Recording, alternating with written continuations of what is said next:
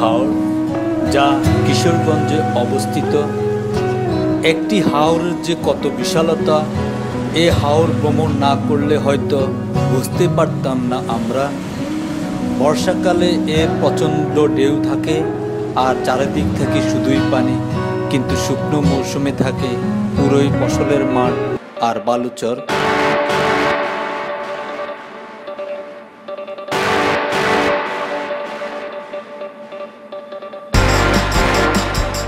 এই জায়গাটি পর্যটকদের কাছে অত্যন্ত গুরুত্বপূর্ণ স্থান হিসেবে আলোচিত হয়ে আছে। আজকে আমি কিশোরগঞ্জের মিঠামই, অষ্টগ্রাম ও ইটনা উপজেলার আকর্ষণীয় স্থানগুলো পরিদর্শন করব, সেই সাথে আব্দুল হামিদের বাসভবনে দেখে আসব। এছাড়াও থাকছে মিঠামই ও অষ্টগ্রামে আলপনা করা রাস্তাটি। এই সুন্দর জায়গাটি কিভাবে আপনি ভ্রমণ করবেন সে বিষয়ে থাকছে এই ভিডিওতে। পুরো সময়টা আমি আপনাদের সাথে শেয়ার করব, আপনারা আমার সাথেই থাকবেন। চলুন তাহলে শুরু করি আজকের ভ্রমণ ভিডিওটি গানে গানে।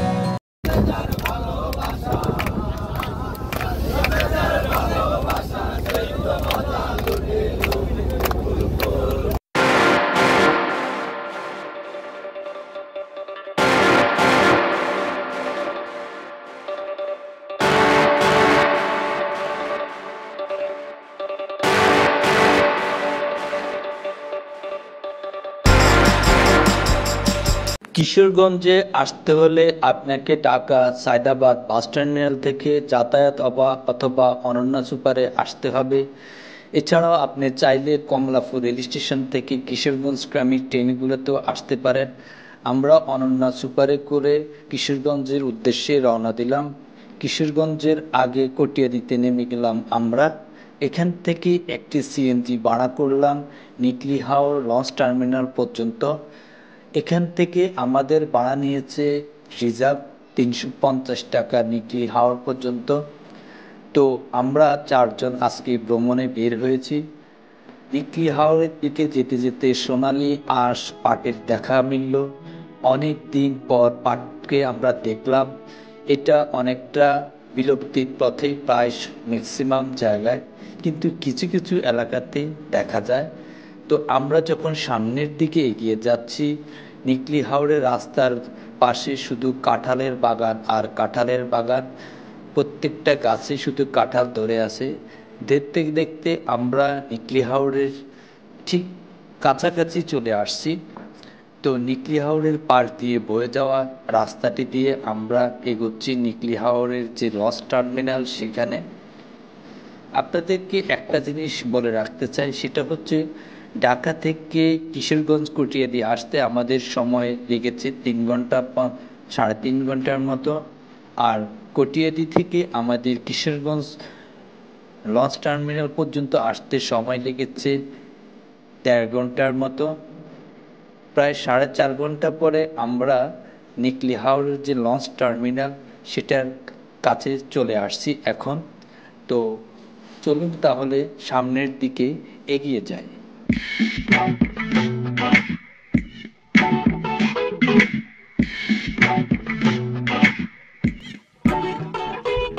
নিকলি ঘাট থেকে অনেক যাচাই বাছাই করে আমরা একটি ইঞ্জিন চালিত নৌকা ঠিক করলাম মিঠামই ঘাট যাওয়ার জন্য। আপনারা যদি লোক কম থাকেন তবে চাইলে শেয়ার করে বোটে যাতায়াত করতে পারেন। অবশ্যই দরদাম করে তারপর উঠবেন। আমরা 4 জন 1000 টাকা আপ ডাউনে এই বোটে উঠলাম। এখন যেহেতু বর্ষাকাল চলতেছে, তাই এখানে একটু সব কিছুর দাম অনেক বেশি, কারণ বর্ষাকালটা এদের হচ্ছে মূল সিজন। তো আমরা এখন নিকলি হাওরের অনেকটা মাঝখানে আছি, চারদিকে শুধু পানি আর পানি। বর্ষাকালে এর সৌন্দর্য সত্যি অবাক করার মতো।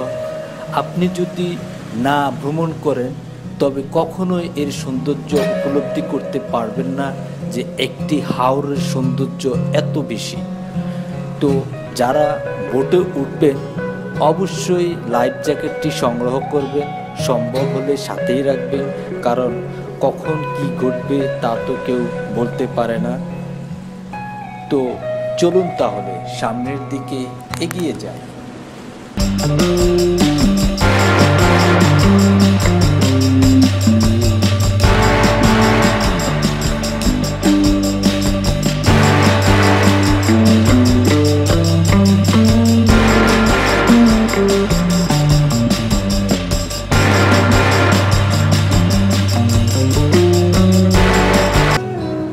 হাওরের মাঝখানে দ্বীপের মতো একটি চরে দেখা যাচ্ছে, যা চাতির চর নামে পরিচিত।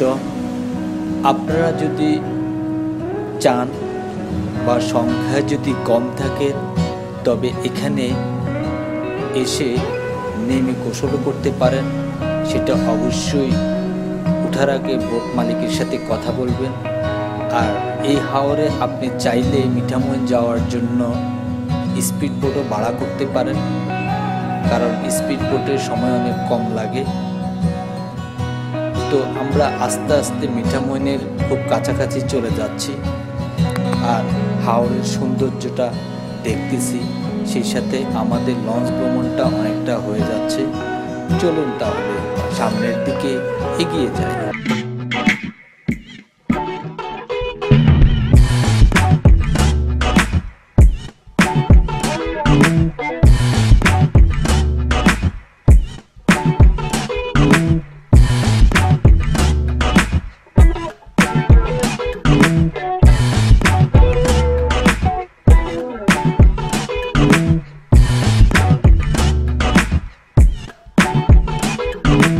দীর্ঘ 2 ঘন্টা হাওড় ভ্রমণ শেষে সামনে আমরা মিঠামইন যে ফেরিঘাট সেটা দেখতেছি। হাওড়ের ঢেউগুলো অনেক বেশি থাকায় আমাদের নৌকাটি অনেকটা সাবধানতার সাথে চালাতে হয়েছে, এই জন্য আমাদের সময়টা একটু বেশি লেগেছে।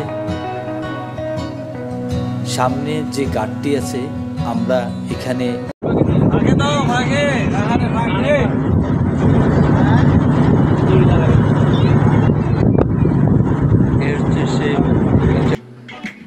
বোট থেকে নামার পর আমরা দুপুরের লাঞ্চটা সেরে নিলাম।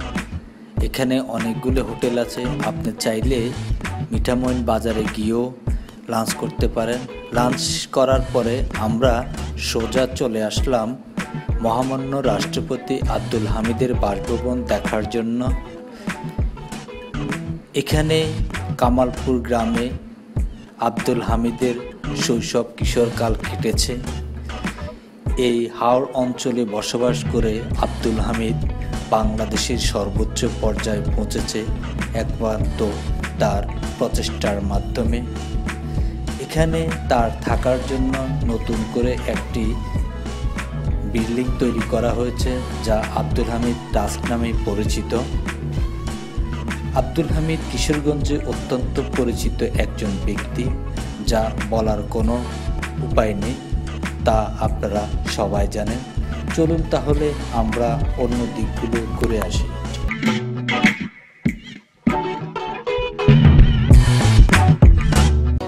এই হচ্ছে 0 পয়েন্ট, যা মিঠামইন বাজার থেকে প্রায় 2 কিলোমিটার দূরে।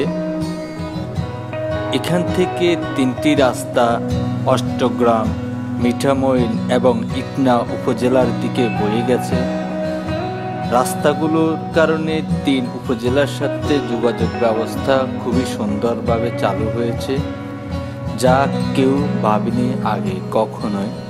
তো এখানে অসংখ্য লোক জড়ো হয় প্রতিদিন, এবং এর পাশ দিয়ে বয়ে গেছে মিঠামইন যে আলপনা রাস্তা সেটি। চলুন তাহলে সামনের দিকে এগিয়ে যাই।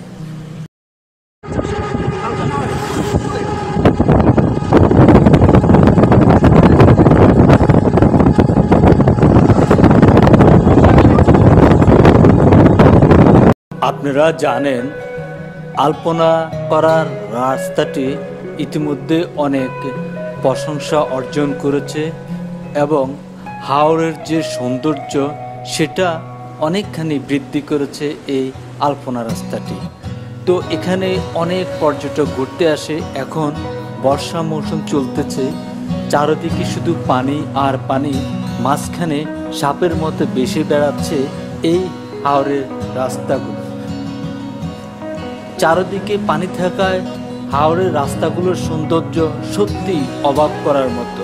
তাই এখানে অসংখ্য লোক ঘুরতে আসে, দেখতে আসে এই জায়গাটি। তো আমরা এখন আছি বড় ব্রিজে আমরা অটো নিয়ে আসছি এখানে। তো এখানকার সৌন্দর্যগুলো আমরা পরিলক্ষিত করতেছি এবং দেখতেছি। তারপরে এই যে নিচে প্রচণ্ড ঢেউ এবং একজন জেলে তার মাছ ধরতেছে।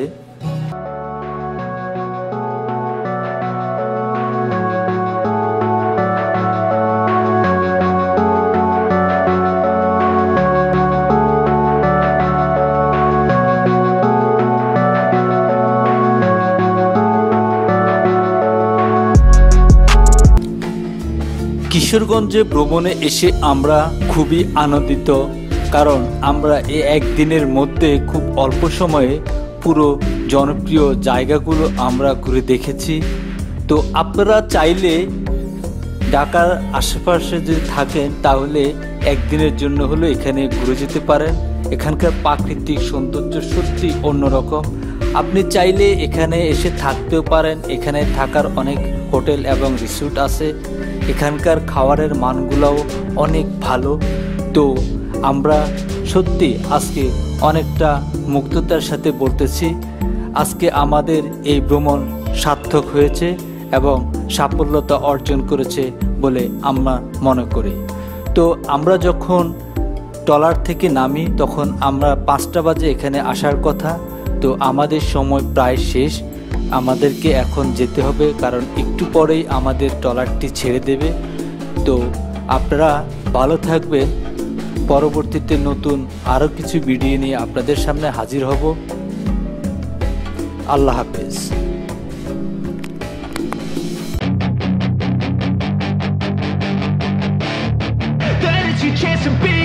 Hey kid, don't ever let them get inside your head. They'll tell you what to do in life instead of everything you know that you could get. Don't let them guide your life towards regret. I'll fight